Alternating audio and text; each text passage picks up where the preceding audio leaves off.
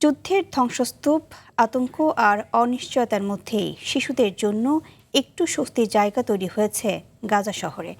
তাঁবুকে রূপ দেওয়া হয়েছে ইনডোর খেলাঘরে। প্রতিদিন যেখানে ছুটে যায় প্রায় 1000 শিশু।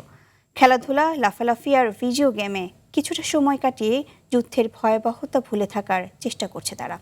যুদ্ধের মাঝেও শিশুদের স্বাভাবিক শৈশব ফিরিয়ে দেওয়ার এই উদ্যোগ এখন অনেক পরিবারের কাছে আশার প্রতীক হয়ে উঠেছে। ইমতিয়াজ আহমেদের রিপোর্ট। গাজা শহরের এই তাঁবুটি এখন মুখর থাকে শিশুদের হাসি আর খেলাধুলায়। যুদ্ধের ভয়াবহতার মধ্যে তৈরি এই ইনডোর খেলাঘরে প্রতিদিন পরিবারের সঙ্গে আসে প্রায় 1000 খানেক শিশু।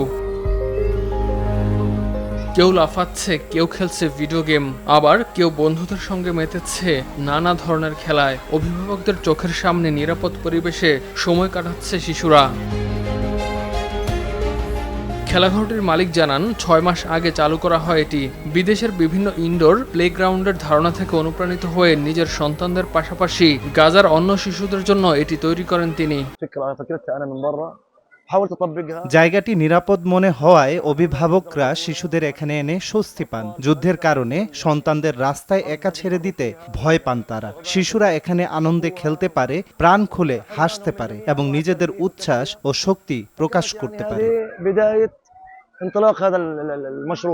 যুদ্ধের কারণে বাইরে সন্তানদের খেলতে দিতে ভয় পান অনেক অভিভাবক। বোমা হামলা কিংবা ধসে পড়া ভবনের ধ্বংসাবশেষে যে কোনো সময় ঘটতে পারে দুর্ঘটনা। তাই এই জায়গাটিকেই নিরাপদ আশ্রয় হিসেবে বেছে নিচ্ছেন তারা।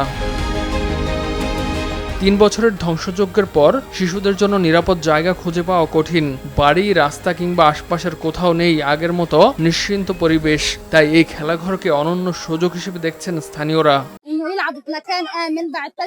3 বছরের ধ্বংসযজ্ঞের পর এ জায়গাটি শিশুদের নিরাপদে খেলাধুলার সুযোগ করে দিচ্ছে। বাড়ি, রাস্তায় কিংবা অন্য কোথাও নিরাপদ জায়গা খুঁজে পাওয়া কঠিন। এ পরিস্থিতিতে গাজার শিশুদের জন্য জায়গাটি একটি অনন্য সুযোগ তৈরি করেছে। অভিভাবকরা জানান, শিশুদের সুন্দর শৈশব পাওয়ার অধিকার আছে। ধ্বংসযজ্ঞ আর ধ্বংসস্তূপের মধ্যেও সন্তানদের বেঁচে থাকা আর সুন্দর শৈশব উপভোগ করার অধিকার আছে। যুদ্ধের ভয়াবহতার মাঝেও তাদের জীবনে কিছুটা রং ফিরিয়ে আনার চেষ্টা করছি। যুদ্ধ আর ধ্বংসের মধ্যেও তাদের জীবনে একটু রং ফিরিয়ে আনাই এই উদ্যোগের লক্ষ্য। ধ্বংসস্তূপের শহরে এই ছোট্ট খেলাঘর যেন যুদ্ধের অন্ধকারে শিশুদের জন্য এক টুকরো আলো, যেখানে কিছুক্ষণের জন্য হলেও গুলির শব্দ ছাপিয়ে শোনা যায় শিশুদের হাসি। ইমতিয়াজ আহমেদ, RTV।